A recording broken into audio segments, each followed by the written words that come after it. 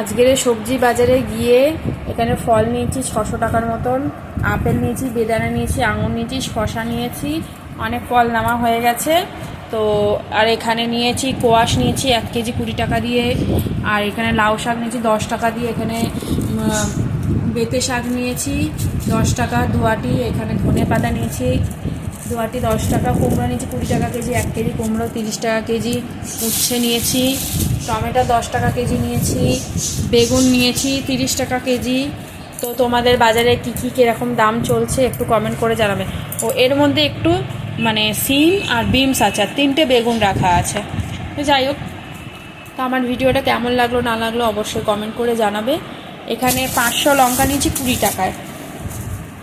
তো এইসব বাজার হয়েছে এখন, এনে আর পাচ্ছি না, মনে হচ্ছে মাথাটা ঘুরছে।